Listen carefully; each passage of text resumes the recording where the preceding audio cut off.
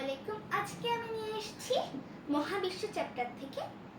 এই মহাবিশ্ব, এটি সূর্য, এটি পৃথিবী এবং এটি চাঁদ। ছোট বড় শব্দ আছে আরো।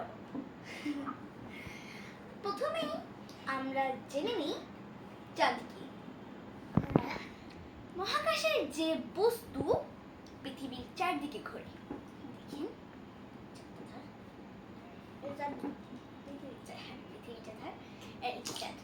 এইভাবে প্রত্যেক দিন ঘরে, প্রত্যেকটা সময় না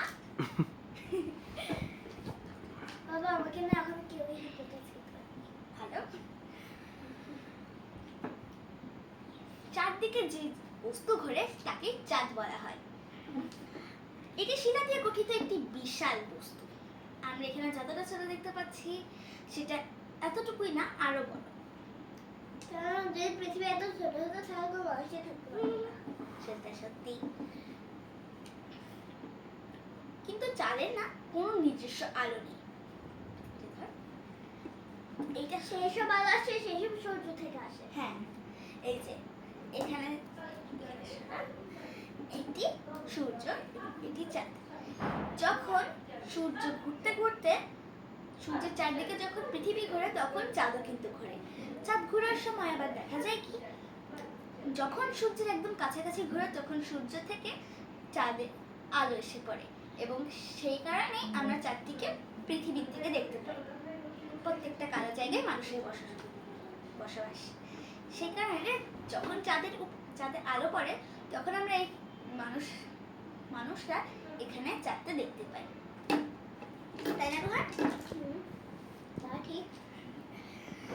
আমরা টেলিস্কোপ বা দূরবীক্ষণ যন্ত্রের সাহায্যে চাঁদের উপরে পাহাড়, পর্বত, উপত্যকা ইত্যাদি দেখতে পাই। ঠিক। চাঁদের দশা বা পর্যায়ের সময় আমরা যদি প্রত্যেক রাতে চাঁদ পর্যবেক্ষণ করি তাহলে দেখতে পাবো চাঁদের আকার আগের রাতের চেয়ে একটু ছোট বা একটু বড়, বা একটু কম দেখা যাচ্ছে বা একটু বেশি দেখা যাচ্ছে, বা পুরাটাই গোল দেখা যাচ্ছে। এরকম চাঁদের উজ্জ্বল অংশের আকৃতি পরিবর্তনই হচ্ছে চাঁদের দশা। চাঁদের 8টি দশা বা পর্যায় রয়েছে। প্রতি 28 দিনে চাঁদ তার পূর্বের অবস্থায় ফিরে যায়। আমি এখানে একটি ছবি দেখিয়ে দিচ্ছি। এটি অমাবস্যা,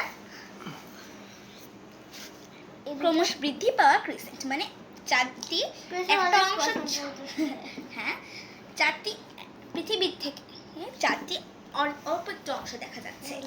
এরপরের দিন আবার অর্ধেক দেখা যাচ্ছে। এরপরের দিন অর্ধেকের একটু বেশি, তারপরের দিন পুরোটা দেখা যাচ্ছে। তারপরের দিন অর্ধেকের একটুখানি কম, না পুরোটা থেকে একটু কম, তারপরের দিন অর্ধেক, তারপরের দিন এরকমই একটুখানি কম, মানে অনেকখানিটাই কমে গিয়েছে। এরপরে আবার অমাবস্যা। এই 8টি দশা প্রত্যেক 28 দিন পর পর আবার নিজের পূর্বের অবস্থায় ফিরে যায়।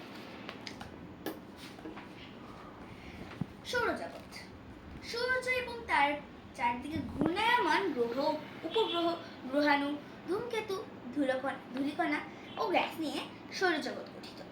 মহাবিশ্বের যে বিশালকার বস্তুগুলো সূর্যকে কেন্দ্র করে ঘুরে তাই গ্রহ। সে কারণে আমি একটা স্ট্রাকচার নিয়ে আসছি।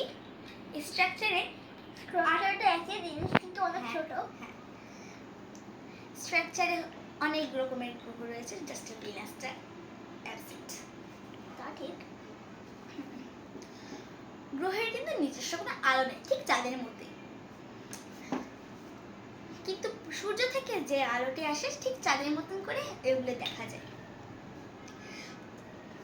চাঁদ হলো পৃথিবীর একমাত্র উপগ্রহ। পৃথিবী কিন্তু আর কোনো উপগ্রহ নেই। সৌরজগতের গ্রহ সমূহ, সৌরজগতে 8টি গ্রহ রয়েছে। সূর্যের নিকট থেকে ক্রমান্বয়ে দূরে হলো বুধ, শুক্র, পৃথিবী, মঙ্গল, বৃহস্পতি, শনি, ইউরেনাস ও নেপচুন। এটি নেপচুন, এটি ইউরেনাস, এটি শনি, এটি স্যাটার্ন হচ্ছে ইংলিশে, এটা বৃহস্পতি মানে জুপিটার, এটি ইংলিশে বলে মার্স, আর হলো বাংলায় বলে মঙ্গল। পৃথিবী, আর্থ, এটা হচ্ছে মার্কিউরি, বাট আমি ভিনাসের জায়গায় বসিয়ে দিয়েছি। আর এখানে আমার ভিনাসটা অ্যাবসেন্ট রয়েছে।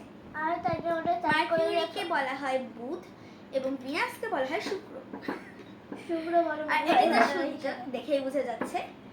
শুধু হলো ধন্যবাদ টাটা। এবং ধন্যবাদ। আজকের ব্লগটি এই পর্যন্তই ছিল। আরও কিন্তু মহাবিশ্ব নিয়ে আবার আসবো। সেই পর্যন্ত টাটা।